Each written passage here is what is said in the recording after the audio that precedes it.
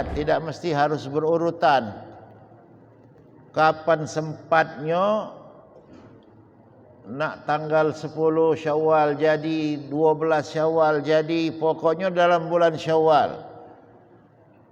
Wabil khusus kepada ibu-ibu yang masih dalam keadaan haid, mungkin di bulan Ramadan kemarin tidak sempurna puasanya, maka qadanya itu akan lebih baik kalau dilakukan di bulan Syawal. Karena itu berniatnya itu, Bu, jadi kedua. Itulah qada, itulah sunat Syawal. Jadi dapat qadanya dapat, sunat Syawalnya dah dapat. Yang bapak-bapak tak kata qadanya dah kecuali yang memang tak puasa ni kan. Cuman bapak dan ibu perlu diingat, puasa ini utang kita dengan Allah. Utang dengan manusia nak dibayar. Apalagi utang dengan Allah. Jadi kalau seandainya bapak dan ibu dalam bulan Ramadan ada yang sakit misalnya batal puasanya, atau dalam keadaan perjalanan batal puasanya, maka wajib untuk kita qada. Ada pertanyaan juga, Ustaz, ngapa kalau puasa diqada, semayang tak diqada? Kata siapa semayang tak diqada? Tak. Yang namanya utang dengan Allah itu nak dibayar. Utang dengan sesama manusia lagi nak dibayar. Apalagi utang dengan Allah. Seluruh rangkaian ibadah itu, Pak, yang diwajibkan dengan kita, kalau tidak kita gawekan, sebenarnya itu utang kita dengan Allah. Termasuklah haji, Pak. Oleh karena itu Rasulullah SAW membolehkannya, ada istilah badal haji, menggantikan orang yang sudah meninggal untuk menunaikan ibadah haji. Oleh karena itu Bapak Ibu, kita ini kalau ada wong tua atau orang dekat kita yang wafat tapi dia masih meninggalkan utang dengan Allah, maka harta warisannya itu sebelum dibagikan dengan ahli waris, keluarkan dulu hak Allah yang ada di situ. Kalau dia ada nazar, keluarkan nazarnya. Kalau dia ada utang dengan manusia, keluarkan utang dengan manusia itu. Kalau dia ada utang dengan Allah, misal dia belum pernah haji, hajikan, Pak. Barulah duit itu dibagikan dengan ahli waris. Ada yang ngomong, oh, Ustaz, yang penting kita bagikan dengan ahli waris. Bagilah galau-galau. Masalah ahli waris nak nyampaikan utang dia dengan Allah, itu urusan ahli waris. Yang model itu, Pak, manusia ini kalau dah terpegang di duit, lupa galau. Kasihan dengan almarhum. Tak? Masih tergantung-gantung dia itu, Pak. Kenapa? Utang dia dengan Allah masih belum selesai. Oleh karena itu kita jangan asa dengan wong tua kita yang belum haji, misal, Pak, ya. Wah, Ustaz, aku nak haji, aku lah umrah 2-3 kali, tapi mak bapaknya belum pernah haji. Maka orang seperti itu, Pak, artinya dia sudah melupakan dengan wong tuanya. Melupakan apa, Pak? Melupakan wong tuanya punya utang tak dengan Allah Subhanahu wa taala. Oleh karena itu Bapak dan Ibu, di pagi hari ini kalau nak ngomong ke masalah puasa, sebulan inilah penuh kita dengar ke masalah puasa, ya tak? Karena bulan Syawal ini adalah salah satu bulan haji. Maka aku berbicara tentang masalah haji. Setidaknya mengingatkan kita yang sudah pernah pergi haji, dan bagi yang belum tergerak hatinya nak pergi haji. Bapak Ibu yang dirahmati Allah Subhanahu wa taala, pecah-pecahnya, Pak, tidak di sini, tidak di Tangguh Takat sana. Karena habis lebaran ni masjid seolah-olah mulai sepi lagi. Tapi di sini masih ramai, alhamdulillah. Tempat kami itu apa masih suasana mudik, Aku masih teringat waktu Idul Fitri, kan aku khutbah di sini. Salah satu barometer ibadah puasa kita tu menjadi benar-benar ibadah yang membentuk diri kita itu, ingatlah tingkah laku kita setelah selesai puasa ini. Masjid semakin ramai tak? Masjid masih ramai tak? Kalau masjidnya berkurang, berarti puasa kita ada yang kurang. InsyaAllah tahun depan kita ditemukan Allah lagi dengan puasa untuk kita tingkatkan lagi. Bapak Ibu yang dirahmati Allah, bulan Syawal adalah bagian dari bulan haji.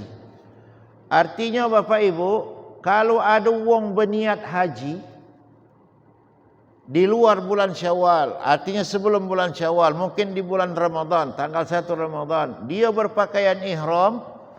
Ketika dia melafazkan nawaitul hajja wa ahramtu bihi lillahi ta'ala, maka niat hajinya itu tidak diterima oleh Allah. Kenapa? Karena dia belum masuk dalam bulan haji. Bulan haji itu terhitung kapan Pak? Mulai dari tanggal 1 Syawal sampai dengan tanggal 9 Zulhijjah. Jadi kalau ada orang pakai baju ihram, berangkat umroh baik Pak, setelah Syawal ini, hati-hati dia berniat, jangan salah. Sebab kalau dia salah tersebut nyebut haji, umroh itu jadi haji, maka dia wajib menunaikan ibadah haji. Kalau dia tidak menunaikan, lazimahud dam. Konsekuensinya dia harus membayar denda. Berniat haji, wah Ustaz, kalau kita di Palembang pakai baju ihram boleh tak berniat? Boleh. Wah kita kan belum sampai di miqat. Tidak mesti harus di miqat. Yang tak boleh itu kalau melewati miqat. Kalau sebelum miqat boleh. Karena itu Bapak Ibu jemaah haji yang tergabung dalam gelombang kedua, biasanya kan kita langsung ke Jeddah Pak ya. Jeddah langsung ke Mekah. Jemaah Indonesia inilah Pak yang pakai baju ihram di Bandara King Abdul Aziz. Jemaah Indonesia inilah yang memakai baju ihram dari Bandara King Abdul Aziz Jeddah itu. Padahal Nabi Muhammad SAW tidak pernah menyebut Jeddah itu sebagai miqat.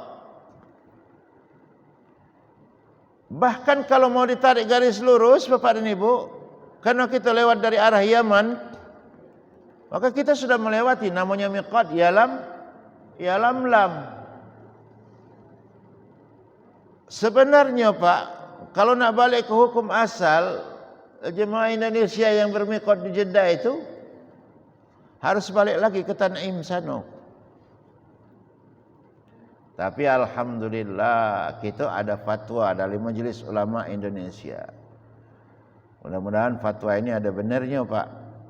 Cuman kalau aku lihat fatwa nomor 3 tahun 73 itu, dasar fatwa Majelis Ulama itu cuman mengambil pendapat seorang mufti dari Qatar. Katanya dalam pandangan beliau dia bisa menarik garis sejajar dari Yalamlam itu ke Bandara King Abdul Aziz. Ya kalau melok Majelis Ulama ya tak pacak nak buat apa-apa lagi, ya tak tanggunglah mereka. Cuman bagi kita yang berilmu, yang tahu dengan fikih itu menjalankan ibadah tak boleh dengan melok-melok wong baik Pak. Harus dengan ilmu kita. Karena itu Bapak Ibu, aku menyarankan kalau ada jemaah haji dari Palembang berangkat haji, tergabung dalam gelombang kedua, coba dipikirkan lagi untuk bermiqat di Bandara King Abdul Aziz. Karena itu saya pribadi Pak, kadang-kadang ngajak jemaah juga yang galak melok. Aku memakai baju ihramnya dari asrama haji Kolonel Berlian. Dan subhanallah Bapak Ibu, jemaah haji dari DKI, dari Solo, dari Jogja, sekarang rata-rata yang gelombang kedua pakai ihram dari tanah air Pak. Cuman di Palembang belum familiar Pak. Aku Bapak dan Ibu pakai dari Palembang sini, cuman belum berniat. Masih pakai baju kaos atau pakai jaket. Nanti kira-kira kan Yalamlam itu garis sejajarnya itu 20 menit sebelum pesawat turun di Jeddah. 1 jam sebelum pesawat turun Bapak dan Ibu, Kita buka baju ihram itu. Yang lanang, kalau betina itulah ihramnya kan. 1 jam sebelum landing kita tuh buka baju itu, tinggal masuk ke dalam tas. Kira-kira setengah jam sebelum masuk wilayah Yalamlam, kita langsung berniat nawaitul umrata wa ahramtu biha lillahi ta'ala. Ini Bapak dan Ibu, fikih. Dan jangan sampai kita beribadat dihantui oleh perasaan keraguan-raguan. Bapak Ibu yang dirahmati Allah, ibadah haji ini kadang-kadang orang ni galak salah sebut. Berapa hari kita pergi haji? 40 hari Ustaz. Tidak. Berapa hari pergi haji? 40 hari. Yang 40 hari itu bukan haji. Yang hajinya itu dah lebih dari 5-6 hari. Berniat kita tanggal berapa Pak? Tanggal 8. Tanggal 8 Zulhijjah, ada bagi jemaah Indonesia ni. Tanggal 9 kita di puncaknya ibadah haji. Di mana itu? Di Padang Arafah. Malam tanggal 10 kita ada di Muzdalifah. Tanggal 10, 11, 12 bagi yang nafar awal, ada di Mina. Bagi yang nafar sani nambah semalam lagi. Berarti tak lebih dari 6 hari pergi haji. Cuman Bapak dan Ibu yang sangat kita sayangkan, berapa banyak wong yang berangkat haji 6 harinya ini menjadi sia-sia Pak. Karena berangkatnya tidak didasari dengan ilmu. Kasihan lihat orang pergi haji Pak. Ketika di Padang Arafah itu yang menjadi puncaknya ibadah haji, tapi mereka hilangkan waktu di situ cuman untuk foto-foto, untuk bercanda tawa, bersenda gurau. Dan tidak aneh juga Bapak Ibu, justru habis waktu wong pergi haji di Arafah itu nyeritakan harta bendanya. Ngapa Ustaz pacak model itu? Tak tahu, itu urusan Allah galau Pak, yang gerakkan mulut manusia itu. Karena itu bagi yang nak berangkat haji, sebelum berangkat ini kita minta ampun dulu dengan Allah. Bersihkan hati kita dan bersihkan badan kita. Bersihkan hati kita model mana Pak? Sebelum berangkat ni istighfar, mohon ampun kepada Allah. Di samping kita mohon ampun kepada Allah, kita juga Bapak dan Ibu galak-galak minta maaf dengan sesama orang-orang yang ada dekat dengan diri kita. Wabil khusus kedua orang tua kita. Banyak orang pergi haji, orang tuanya ada Pak, orang tuanya tak tunjuk tahu. Orang tuanya masih hidup tapi jauh Ustaz, orangnya di Jawa sana. Berapa ni ongkos ke Jawa Pak bila dibandingkan dengan ongkos kita ketemu dengan orang tua kita. Nah yang seperti inilah Pak, kadang-kadang menemukan yang hal aneh-aneh. Bukan Allah tu nak nyiksa kita di Mekah, tidak Pak. Kadang-kadang yang kita dapati di Mekah itu adalah hasil dari perbuatan kita dewek Pak sebelum berangkat ini. Ada hal yang salah. Ini itu aku kadang-kadang Pak Ibu, kita ni kalau pergi haji dengan jiran tetangga bermaafan tak? Yang pergi haji, bermaafan tak kita dengan tetangga Pak? Maafan. Adik, kakak kita yang ada di mana di dusun segala macam, kita telpon, kita minta maaf tak dengan mereka? Minta maaf. Kawan-kawan sekantor kita undang dalam acara di rumah kita, minta maaf tak kita nak pergi haji? Minta maaf. Tapi dengan bini kita dewek Pak, ada tak kita minta maaf? Bu, ada tak bapak minta maaf nak berangkat haji? Tidak, kata ibu. Ya tak? Kita anggap sepele Pak. Dengan jiran, tetangga, karib, kerabat, wong tua, kita minta maaf, minta ridha. Tapi dengan bini kita dewek, kawan kita seranjang itu, tak kita minta maaf. Itulah Pak Ibu. Dak aneh kalau di Mekah tu 2 laki bini berbala, tak? Ujar aku alang ke jauhnya, ngandun berbala 2 laki bini di sini. Kenapa baca model itu? Karena sebelum berangkat itu belum saling ridha meridhoi. Itu lanang nih Pak nemen mudi ke bini. Dah. Yang ibu-ibu model itu nemen nyakit hati kita lanang nih. Kita ada dosa dengan bini, bini ada dosa dengan kita. Sebelum berangkat tak saling ridha meridhoi, itulah tadi Pak. Oleh kerana itu aku pesan bagi yang nak berangkat haji, ada yang nak berangkat umrah. Sebelum berangkat, ridha meridhoi antara suami dengan istri dan satu tekad antara suami dengan istri, mari kita berebut mengalah agar kita bisa menjadi pemenang. Jangan berebut menang karena kita pasti akan menjadi orang yang kalah dan salah. Kalau kita berebut ngalah, Bapak Ibu, bini lambat dikit keluar dari masjid, jangan salah ke bini Pak. Salah ke diri kita dewek. Mungkin aku kecepatan ego nunggu ini. Yang ibu-ibu begitu keluar dari masjid tahu suaminya lah tabang, kepanasan nunggu. Langsung bek tangannya cium tangan minta maaf Pak. Aku tadi katakan terhalang oleh kemacetan nak keluar dari pintu. Istri mengalah, suami mengalah, menang tak Pak? Ini kadang-kadang Pak depan Masjid Nabawi itu, oi kemana pula kau ini ya Allah Pak, jangan ditunjuk ke ego aguan kita di Palembang situ. Gara-gara hal yang sepele. Ini Bapak Ibu yang dirahmati Allah. Setelah berangkat Bapak Ibu, banyak wong yang menunaikan ibadah haji ini ketika di Padang Arafah yang notabene adalah puncak ibadah haji, tempat kita meminta ampun, tempat kita ngomong tu mengadu dengan Allah. Tapi dihabiskan waktu di Arafah itu cuma tidur, kelakar, foto sana, foto sini. Berapa banyak orang yang menunaikan ibadah haji ketika di Arafah itu Bapak Ibu tidak melakukan apa yang dianjurkan oleh Nabi dan tidak yang dianjurkan oleh para ulama salafus soleh. Rasulullah beristighfar di situ Pak, bermohon ampun. Rasulullah sallallahu alaihi wasallam mengajarkan untuk memperbanyak kalimat istighfar dan kalimat tauhid.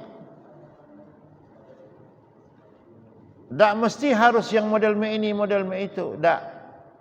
Tapi yang jelas ketika kita duduk di Arafah itu adalah kita berhadapan dengan Allah, bermohon ampunan. Jangan menceritakan masalah dunia ketika kita berada di Arafah. Jangan menceritakan kemewahan yang Allah anugerahkan kepada kita. Ini subhanallah Bapak dan Ibu, selama di Arafah itu sibuk kawannya beristighfar, meneteskan air mata, sibuk dia ngoceh, bedengku ada 5, mobilku ada 3, rumahku ada 4, anakku lah jadi galau. Dibuka ke Tuhan mulutnya supaya ngomong ke masalah dunia ini. Kenapa? Belum siap hati untuk berangkat haji. Karena itu Bapak Ibu, banyak orang pergi haji, balik haji sama tak pergi haji Pak. Kenapa? Tak ada perubahan hajinya itu buat dirinya. Sudah itu juga Bapak dan Ibu, jarang sekali aku nyingok jemaah haji dari Palembang khususnya Pak. Menjelang matahari terbenam di tanggal 9 Zulhijjah itu, keluar dari tenda itu. Kan dianjurkan Bapak dan Ibu oleh para ulama salafus soleh, tanggal 9 Zulhijjah menjelang matahari terbenam, kita diminta untuk keluar dari tenda mencari hamparan terbuka, tidak kati apa-apa di pucuk pala kita, wala atap, wala daun, wala kayu, wala apa-apa. Kenapa? Disitulah tempat Allah membuka pintu keberkahan langit buat wong yang pergi haji itu. Apa yang dipinta oleh jemaah haji pada saat itu pasti akan dikabulkan oleh Allah Subhanahu wa taala. Ini jemaah Bapak Ibu, sibuk kita baru jam 4, jam 5 habis berzikir, sibuk dia berkemas nak siap-siap nak berangkat. Masih. Sibuk Pak dia ngemasi barang-barang dia.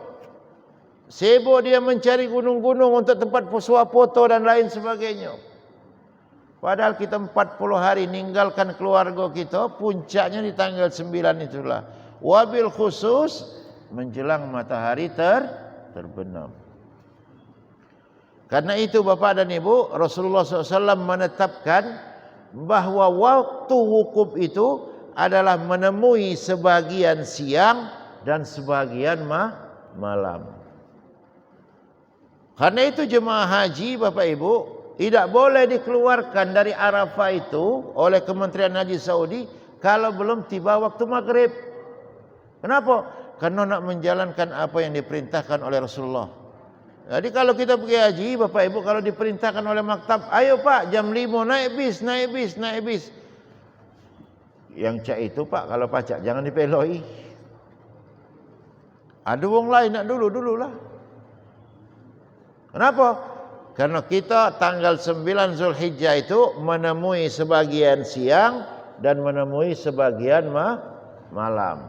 Itu namanya waktu wukuf. Bapak Ibu yang dirahmati Allah, ada juga Pak yang menyedihkan ketika orang menunaikan ibadah haji. Malam tanggal 9 ketika kita kumpul di Muzdalifah. Muzdalifah itu Pak, meskipun dia cuma semalam, tapi dari seluruh praktek rangkaian ibadah haji yang paling berat itu malam tanggal 10 itulah. Tanggal 9 malam Pak ya. Kenapa? Karena kita dikumpulkan di padang Muzdalifah itu katik tenda, katik ambal, katik apa-apa. Sudah itu mohon maaf itu Pak, sehari-harian kita di Arafah itu udah capek. Zikir segala macam. Ujiannya luar biasa Pak. Dan tidak jarang Bapak dan Ibu banyak yang stres ketika di Muzdalifah itu. Kenapa? Karena fisiknya tidak siap, mentalnya tidak siap menghadapi manusia sebanyak itu. Nah ada yang beranggapan Bapak dan Ibu, Muzdalifah itu cuma tempat penantian. Cuma nunggu bis Pak kita di sini Ustaz. Mereka tidak menyadari bahwa Muzdalifah itu bagian dari ritual haji Pak. Muzdalifah itu adalah bagian dari wajib haji. Yang sebenarnya kalau kita tinggalkan harus bayar dam saking pentingnya di Muzdalifah itu. Cuman berapa banyak Bapak dan Ibu jemaah ketika berada di Muzdalifah itu ribut nak gancang balik galau. Nak gancang keluar dari Muzdalifah Pak. Tidak jarang lupa dengan baju ihram mereka Pak. Nah bersekut-sekutan. Berjulak-julaan. Ini tidak jarang Bapak Ibu ada yang belago Bang, bangsa kami itu Pak di Muzdalifah itu. Kenapa? Karena nak cepat keluar dari Muzdalifah. Mereka tidak menyadari Pak, belum terdogma dalam diri mereka, dalam hati mereka nak berangkat ini, bahwa Muzdalifah ini adalah bagian dari wajib haji. Oleh karenanya Bapak Ibu, aku berpesan kepada yang belum berangkat, kalau nak berangkat kakek, tolong diingat Muzdalifah itu adalah bagian dari wajib haji. Udah itu ada juga Bapak Ibu di Mina. Mina ini kadang-kadang Bapak dan Ibu benar-benar ujian buat kita. Kenapa? Terutama bagi ibu-ibu ini masalah kamar mandinya. Jadi kalau yang jemaah haji teringat dengan kamar mandi di Mina itu pasti tersenyum dewek dia. Bayangkan Pak, antri Mina itu nak ke kamar mandinya itu kadang-kadang sampai 50 meter. Yang ngantri itu rata-rata bergoyang kalau Pak sebelum sampai itu. Apa? Tak tahan lagi buang air. Oleh karena itu Bapak dan Ibu, pemerintah pernah mengatakan tolong kepada seluruh KBH jangan nguluk ke jemaah balik ke hotel ketika pergi haji. Tapi haji 2 tahun terakhir ketika aku masih di situ Pak, sebelum pandemi ini, justru Menteri Agama Pak Lukman waktu itu ngomong, seluruh KBH dimohon kalau pacak jemaahnya jangan suruh bawa di tenda, mau pacak suruh bawa balik Dulu tak boleh Pak. Sekarang dianjurkan kalau pacak KBH yang mana para hotelnya dengan jamarat, jemaahnya diajak balik Karena apa? Supaya jemaah tidak terjemur. Apalagi sekarang Bapak Ibu bakal masuk puncak musim panas. Oleh karena itu, kalau puncak musim panas itu Pak, jemaah haji dalam tenda siang hari itu luar biasa terjemur. Sedangkan Mina itu mabitnya bukan di siang hari. Mabit di Mina itu malam hari. Oleh karenanya juga Bapak Ibu, penduduk Mekah itu kalau pergi haji, waktu siang mereka balik ke rumah. Tidak dalam tenda. Karena memang mabitnya itu cuman bermalam di Mina. Karena itu Bapak Ibu, aku kalau membawa rombongan, itu kalau hotel dekat dengan jamarat, habis melontar Jumrah Aqabah itu, kalau balik lagi ke tenda, jaraknya 3,5 kilo, 4 kilo. Sedangkan balik ke hotel 2 kilo. Maka aku kadang-kadang ngajak jemaah, ayo kita balik ke hotel. Kita tidur, kita mandi, kita ganti pakaian. Cuman resikonya Bapak, tak ganti sedia makan. Ya kita lah siap-siap sebelum berangkat mie segala macam. Nasi, beras. Nah kalau kita balik ke tenda Bapak dan Ibu, itulah tadi. Banyak jadi mudaratnya. Apa itu? Ya itulah tadi. Terutama masalah kamar mandi. Ribut terus. Barulah tercongkok di kamar mandi. Kawanlah ngedor. La ilaha illallah. Mungkin Bapak Ibu yang sudah pernah mengaji ngerasakan itu Pak. Antrinya WC itu sudah lama, tapi baru tercongkok dengar kawanlah ngedor. Kenapa? Memang suasana seperti itu. Nah di Mina itu Bapak dan Ibu, berapa banyak orang tidak menyadari bahwa Mina itu bagian dari ritual haji, bukan berkemah seperti kita berkemah jalan-jalan.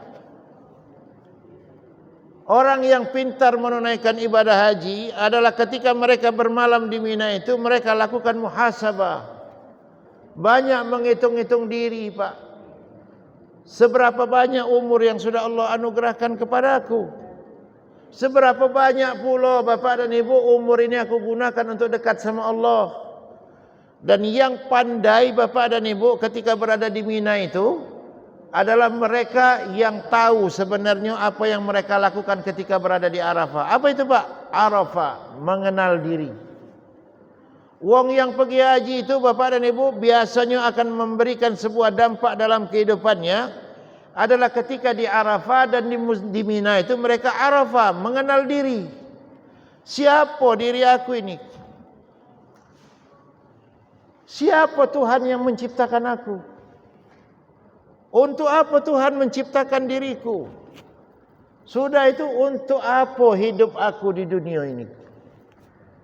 Bagi mereka yang mengenal seperti itu Bapak Ibu, biasanya mereka ketika menunaikan ibadah haji, penuh waktu beribadah itu untuk meneteskan air mata bermohon ampunan kepada Allah. Tapi berapa banyak Bapak Ibu yang kita saksikan orang yang pergi haji ketika di Mina itu tak lebih Pak sama pecak budak pramuka berkemah. Makan tidur semayang, makan tidur semayang. Subhanallah Pak, di Mina itu dalam tenda, tidak katik kasur. Tapi anak kenyenyak tidur di situ tak. Kalau bangun tu benten galon bekas kerikil di belakang ini. Tapi tidur nyenyak. Memang dibuat Allah model itu. Kalau orang yang tidak sadar Bapak Ibu, habis waktunya di situ cuma nunggu bagian jatah nasi, tidur, sudah itu kelakar, ngalor ngidul. Semayang pun kalau nak digerakkan oleh pembimbing baru semayang. Ayo salat. Maka orang yang seperti itu Bapak Ibu adalah tergolong kepada orang yang merugi ketika menunaikan ibadah. Melempar jamarat. Model itu juga Pak. Mereka melempar jamarat itu seolah-olah beranggapan jamarat itu adalah setan. Aku beranggapan itu bukan setan. Tapi itu hanya sekedar simbol. Yang penting itu ketika kita melempar itu ada sebuah iktikad dalam hati kita, beriktikad kepada Allah, ya Rabb, mulai hari ini aku bermusuhan dengan setan. Karena itu Bapak Ibu, kita ngelempar itu batunya itu ada ukuran, Pak. Ukuran batu jamarat itu tidak pecah sekendak-kendak kita. Besar dikit dari biji jagung. Tahu Pak biji jagung? Nah, baik jagung di Palembang maupun jagung di Arab itu dah besar, dah lebih dari ujung jari kelingking ini. Jangan besar-besar mak jempol ini, Pak. Apalagi mak tegem-tegem ini. Kalau meleset babitan kita tu kena palak wong. Kalau sekarang taruh kelapa, tak kemungkin lagi dah. Jamarat sudah lebar. Kalau dulu kan masih tugu, Pak. Kalau ngelempar itu kelewatan, bukan dak orang kena palak wong belakang. Dan itu tidak dibolehkan.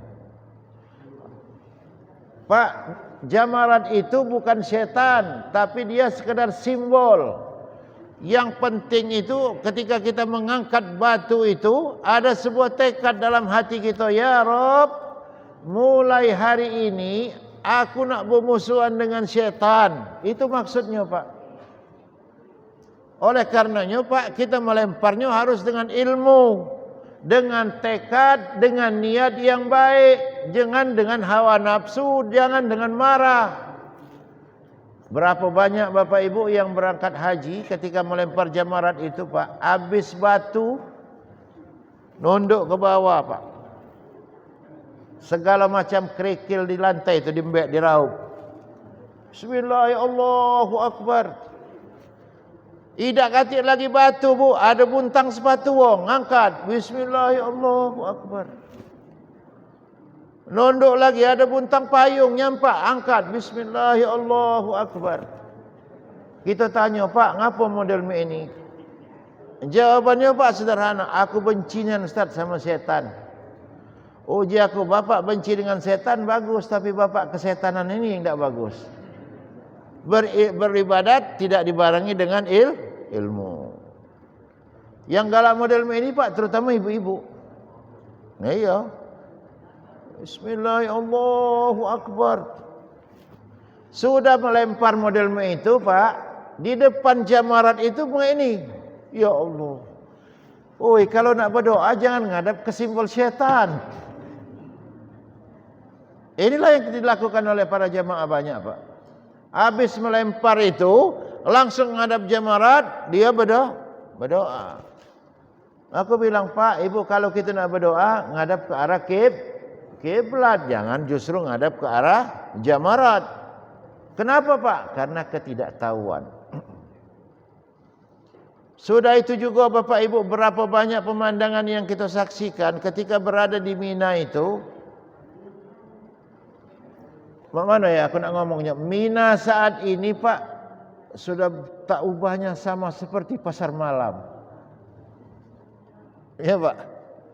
Mina saat ini tak ubahnya sama seperti pasar malam. Dan wong maktab itu juga, Pak, sudah membuat maktab, menghiasi maktab mereka dengan lampu kedap-kedip, dengan hiasan bunga-bunga dan lain sebagainya. Dan ditambah lagi dengan pedagang. Coba kalau kita jalan-jalan, Pak, ke tenda-tenda orang Arab itu, ada tak pedagang jualan situ? Tak hati, Pak. Coba kita jalan, Pak, ke perkemahan jemaah haji dari Pakistan, dari India. Ada tak pedagang kaki lima di sini? Tak hati. Tapi coba lihat perkemahan jemaah Indonesia, jemaah Malaysia penuh sesak dengan pedagang, Pak. Sibuk jemaah ni berkantong-kantong asoy, Pak, kadang-kadang balik ke Mekah tu belian dari Mina tu. Kira-kira Pak Haji, berlebihan tak aku ngomong ni? Tidak kan?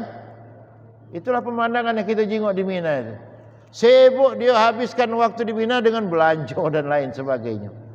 Mereka tidak menyadari Pak, bahwa mereka berada di Mina itu bagian dari rangkaian ibadah. Kenapa dinodai ibadah kita dengan belanja-belanja seperti itu? Balik lagi, yang galak model itu siapa? Ibu-ibu. Dan tidak jarang Pak marah dua laki dengan lakinya. Ngapa marah bu? Iya kakak kau lupa mau duit di Mekah sana. Jemaah kadang-kadang ngomong sama aku, Ustaz, kita perlu bawa duit berapa Ustaz untuk berangkat ke Mina? Aku pikir Bapak, bawa duit ke Mina itu semakin dikit duit yang kita bawa, semakin aman kita berangkat ke Mina itu. Semakin banyak kita bawa duit ke Mina itu, semakin besar peluang haji kita nak rusak. Ngapa? Sibuk waktu kita, sibuk pikiran kita, cuma nak mikirkan oleh-oleh dan lain sebagainya. Kalau nak dijenguk Pak Ibu, wabil khusus ibu-ibu, barang-barang di Mina itu adalah barang-barang di Tanah Abang kalau. Jilbab made in Tanah Abang, baju hitam yang kamu buat tu made in Tasikmalaya. Alah kejauhnya kita orang Indonesia ngandun belanja buatan kita dewek di negeri wong. Di Mekah tu tak katik tukang jahit bu. Di Mekah Madinah tu tak katik pabrik garmen di situ. Semuanya ada di Tanah Abang, ada di Tasikmalaya. Dan sekarang ditambah lagi di Guangzhou sana, China. Ya, sekarang sudah mulai berlari Pak. Wong Arab, wong Eropa, wong Afrika yang dulunya kalau belanja barang itu Pak, borongnya di Tanah Abang, sekarang sudah pindah, tidak lagi ke Tanah Abang. Sudah lari ke Guangzhou sana, ke China. Dan subhanallah Bapak dan Ibu, kalau Bapak jalan-jalan ke Guangzhou sana, aku pernah bawa tur ke situ. Di pasar-pasar Guangzhou itu Pak, segala macam sejadah, segala macam ihram yang di tanah air ini dijual di Jakarta dengan harga 85.000, yang paling murah itu. Di Guangzhou sana Pak cuma 12.500 duit kita. Dan kita beli belanja di situ dipermudahkan untuk sampai ke shipping pengiriman. Jadi wajar Bapak dan Ibu, ada sebuah distrik di daerah Guangzhou itu, distrik Islam Pak. Ada masjid Amr bin As di situ juga, ada makam tapi salah seorang sahabat Rasulullah di situ. Dan di situ Bapak Ibu berkumpul pedagang-pedagang Arab yang dulunya ngumpul di Tanah Abang, sekarang justru mereka kumpul di Cina sana. Dan ini Bapak dan Ibu buat kita jadi agak ini juga Pak, jadi agak tanda tanya kan. Mestinya ibadah haji dan segala macam ini berkah buat jemaah haji dan buat Muslim. Tapi ini Bapak Ibu justru diambil alih oleh orang-orang non Muslim. Tapi alhamdulillah juga Bapak dan Ibu, Chinese yang bikin sajadah, yang bikin ini kan Cina galau ini Pak. Ini rata-rata mereka sudah mulai masuk Islam. Kenapa? Karena berlaki dengan orang Arab. Jadi ada berkah juga. Orang Arab-Arab yang saudagar-saudagar itu pindah ke sana belanjanya dengan seperti itu. Bapak Ibu sedikit banyaknya banyak juga Cina-Cina masuk Islam. Alhamdulillah. Bapak Ibu yang dirahmati Allah, selanjutnya dalam rangkaian tawaf, sedih kita Pak nyingok wong tawaf itu Pak, berpatokan dengan buku doa. Tapi justru hati mereka tidak hadir di situ. Sibuk mereka menunduk ke matanya Pak dengan buku kecil itu Pak. Aku bilang kepada jemaah, Bapak Ibu, buku doa yang diunjuk oleh Kementerian Agama, tahu Pak Ibu ya? Buku kecil yang bergantung itu kalau bakal mening ke kepala kamu pergi haji tak usah dibawa. Ya Bu, buku doa itu kalau bakal bikin Bapak Ibu stres pergi haji tak usah dibawa. Karena ingat catatan, sah dan tidak sahnya haji, sah dan tidak sahnya umrah, sah dan tidak sahnya tawaf, sah dan tidak sahnya sa'i bukan karena bacaannya, tapi karena fiilnya. Sempurna tak 7 putaran yang kita lakukan? Itu yang menentukan sah dan tidak sahnya. Dan dalam keadaan suci tak kita gawekan? Jadi buku doa itu, itulah aku ngomong Pak. Kalau bakal bikin kamu stres pergi haji, dah usah dibawa. Sebab uang pergi haji ni Pak, tidak seluruhnya pacak berbacuan. Duduk di rumah, di pucuk sejadah, Quran sudah besar, kacamata sikok dah cukup, tambah sikok lagi model mak ini baca. Apalagi buku kecil model mak ini dibaca sambil berjalan di tengah manusia berjuta. Ya pakailah akal kita Pak. Jadi baca apa Ustaz? Baca baik apa yang pacak kamu baca, yang penting keluar dari hati kamu yang paling dalam. Ikhlas Pak. Wah Ustaz, aku pacak baca kulhu tu lah. Bacalah kulhu. Dalam putaran tawaf boleh tak baca kulhu Ustaz? Boleh. Sah dan tidak sahnya tawaf itu bukan karena bacaannya Pak. Ini kadang-kadang jemaah itu ditekan dengan buku ini. Yang tua-tua itu belum berangkat, dia lah stres nak dihafal ke apa mana ni nak haji. Ya Allah Tuhanku, mak aja aku. Inilah fenomena yang terjadi Pak. Di dalam putaran tawaf itu Pak, baca kulhu baca. Wah Ustaz, nak pergi haji inilah baru belajar membacaan. Baca ada Ustaz kira-kira membaca yang lain. Baca baik Pak. Subhanallah walhamdulillah wala ilaha illallah wallahu akbar wala haula wala quwata illa billah al-aliyyil azim. Inilah yang dianjurkan oleh baginda Rasulullah. Selebihnya itu Pak, doa sesuai dengan karangan yang ngarang buku doa itu. Jadi dia punya doa. Kita dari Palembang ni ada doa pula. Biasanya Pak, kalau kita cuma berpatokan dengan buku itu, hampar. Doa putaran kedua, Allahumma inna hadzal baita baituk wal harama haramuk wal amna amnuk wal abda abduk wa ana abduk wa ibnu abdik. Mulut kamu berdebuk-berdebik itu. Ngapa? Tidak connect apa yang kamu baca dengan apa yang di hati kamu. Tapi kalau dalam putaran tawaf itu kita minta dengan Allah, dengan permintaan yang kita tahu apa nak kita kendai dengan Allah.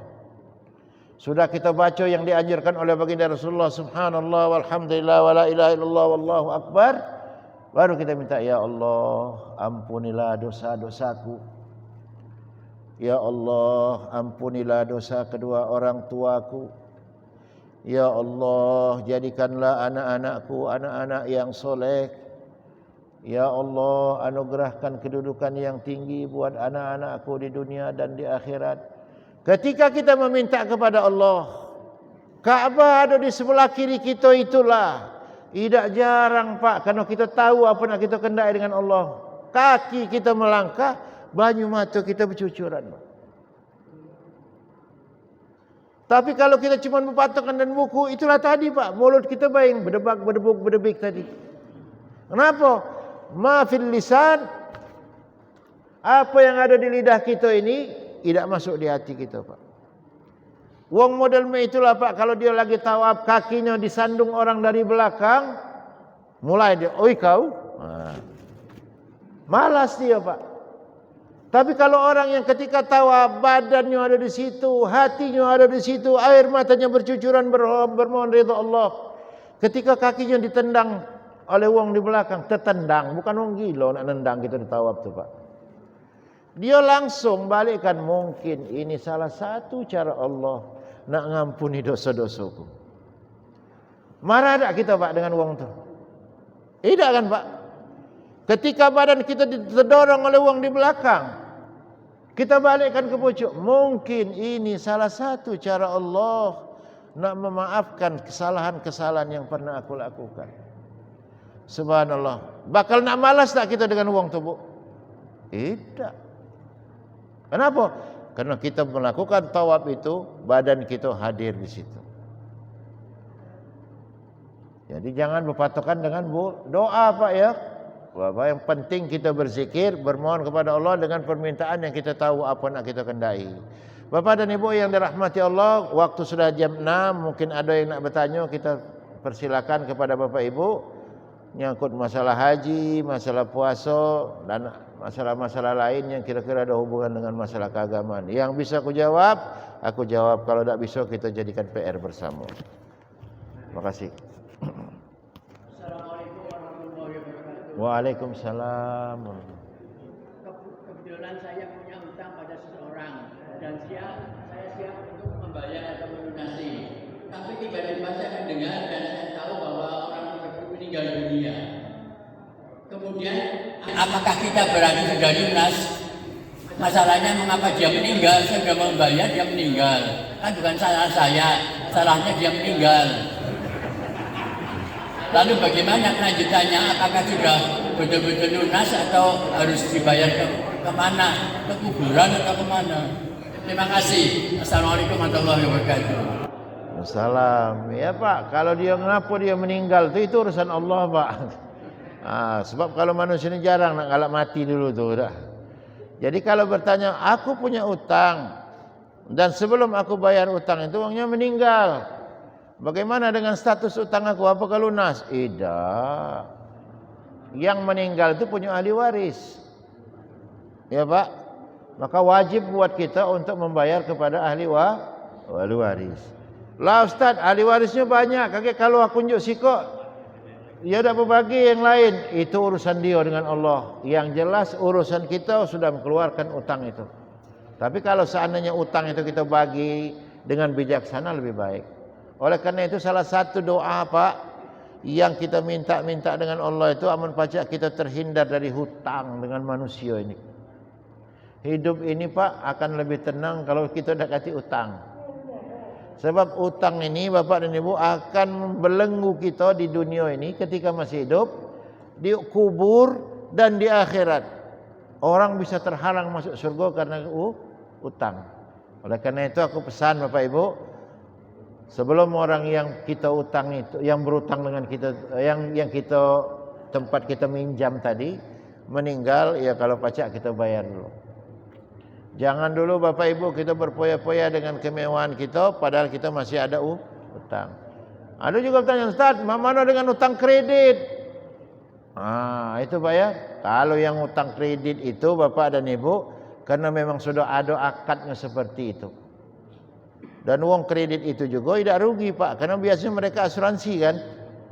Kalau kita justru kadang-kadang mereka tuh mempajak kita meninggal biar habis urusan katanya, asuransi yang bayar. Oleh karena itu Bapak Ibu, kalau pajak ya hindari hutang-hutang seperti itu. Baik itu hutang dengan sama manusia maupun dengan perusahaan. Tapi sudah terlanjur Ustaz, masih lama ya sudah.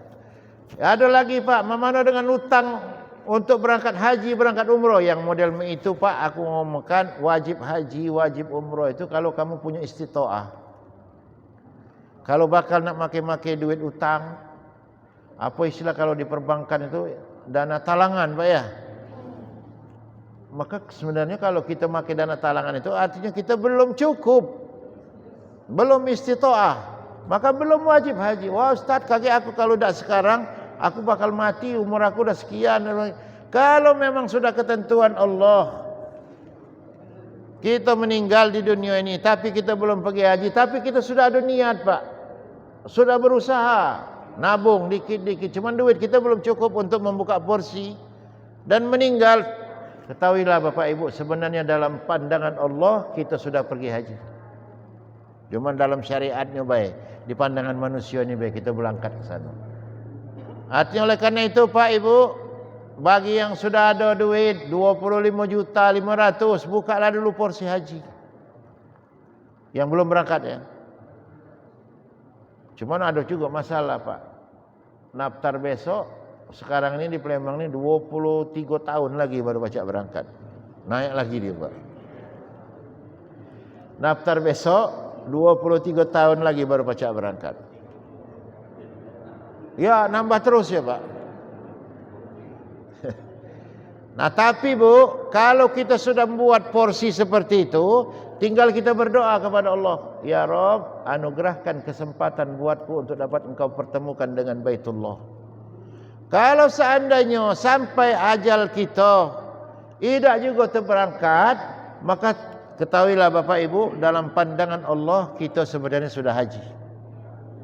Itu Pak Ibu ya. Dalam pandangan Allah kita sudah pergi haji, meskipun dalam syariatnya di pandangan manusia kita memang belum berangkat ke sana.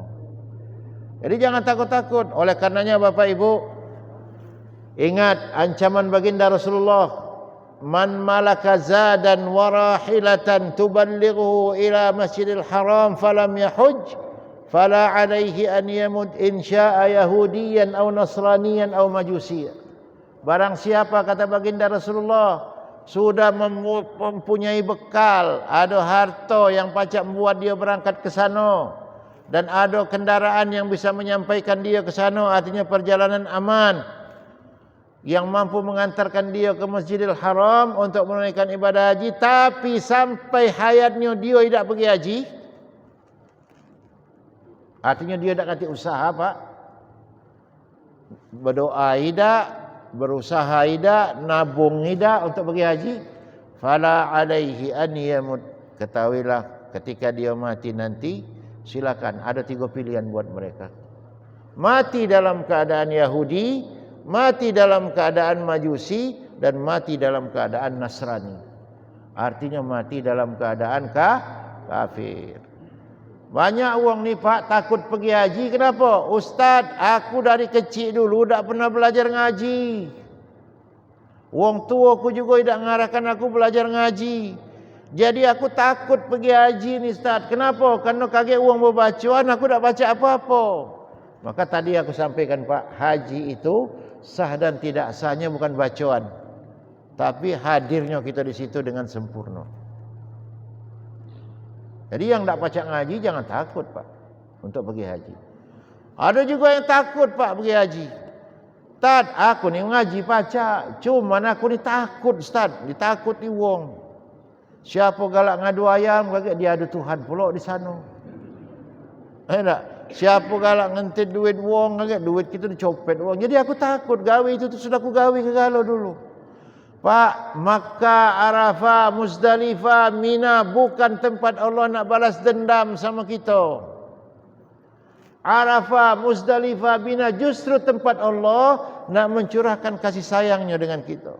Jadi jangan takut dengan latar belakang. Tidak ada manusia ini yang sempurna di dunia ini. Kita punya salah galau. Itu Pak ya. Jadi kita bayar dengan ahli warisnya. Oke.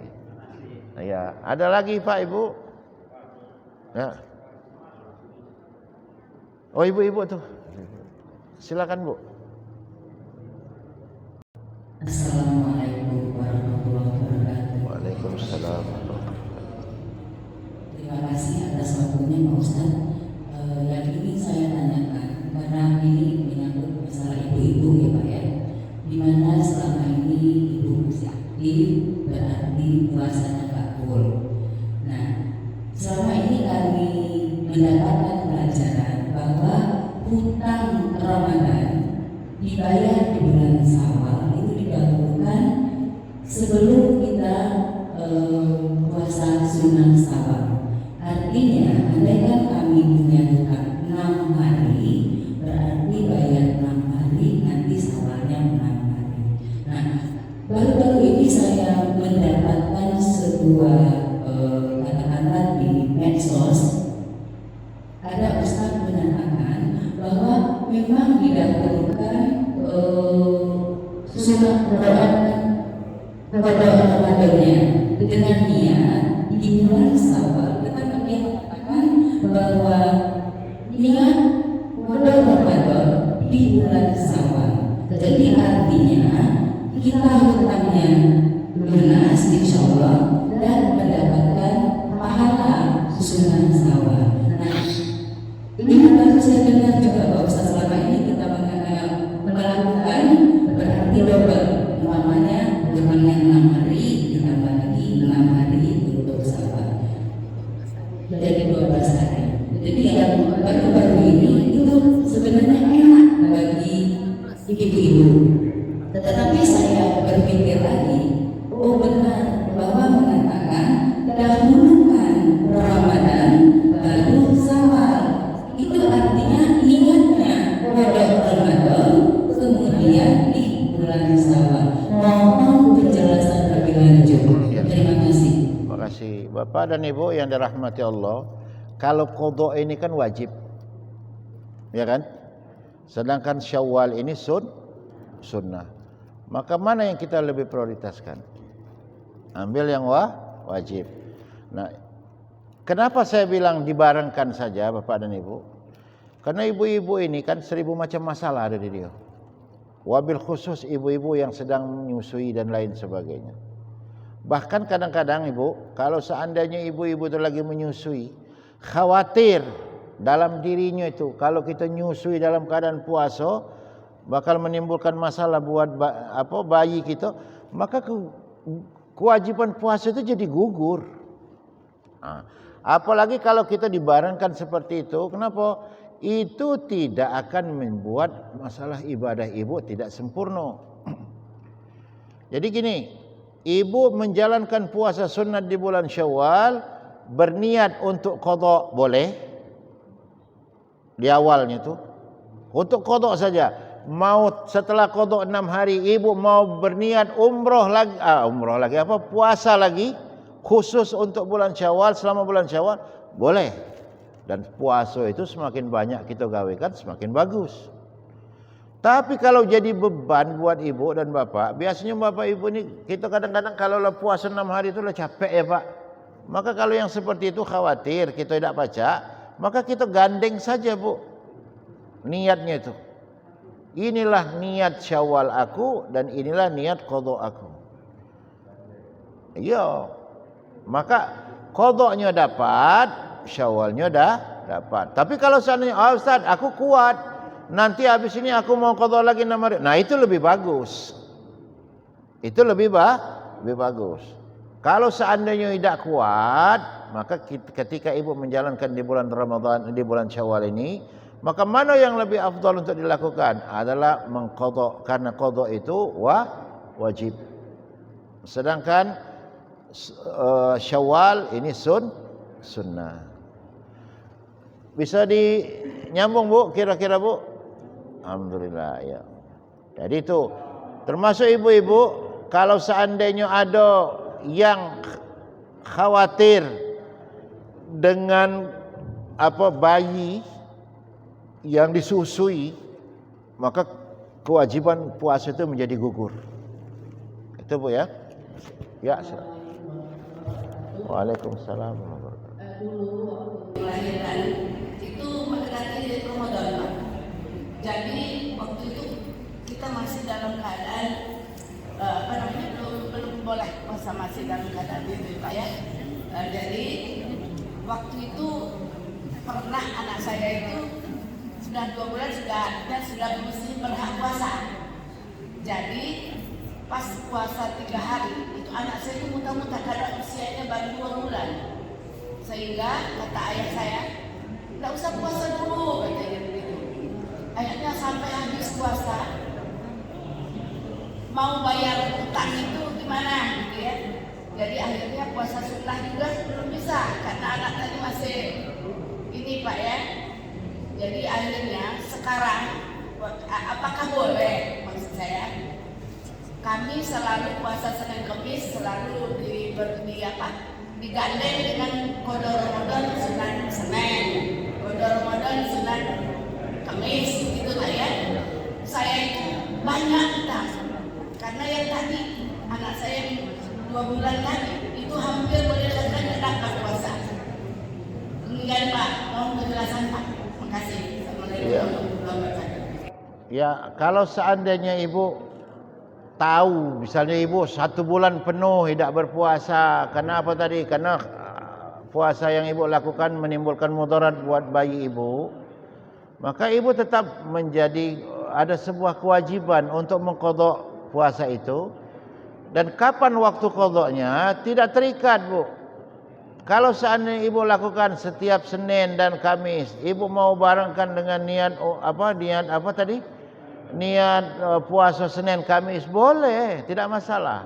Tapi tolong diingat penekanan niatnya itu pada masalah qadanya. Itu Pak ya. Termasuk kita Pak, yang lanang-lanang ini mungkin kita dulu pernah setelah balik mungkin masih pengaruh ura-uraan di jalan, ada yang bolong-bolong puasanya Pak. Maka sebaiknya Bapak dan Ibu, kita mengqadha puasa, bukan mengqadha melaksanakan puasa Senin Kamis, kalau paca ada niat qadha masuk juga di situ. Ya, untuk menutupi kekurangan kita selama kita masih belum dekat yang seperti ini bukan kepada Allah, tapi ke masalah kewajiban kita kepada Allah Subhanahu wa taala. Habis Bu. Jadi paham ya Bu. Jadi boleh Ibu puasa Senin Kamis dan dibarengkan dengan niat qadha. Kalau Ibu nak puasa niat sengaja nak qadha selama 30 hari, repot ya Bu. Habis ya Pak? Habis. Kalau habis, mari kita tutup Bapak dan Ibu. Mohon maaf atas segala kekurangannya. InsyaAllah kita dipertemukan pada waktu-waktu yang akan datang. Hadanallahu wa iyyakum ajma'in. Mari kita akhiri dengan doa. A'udzubillahi minasyaitonirrajim.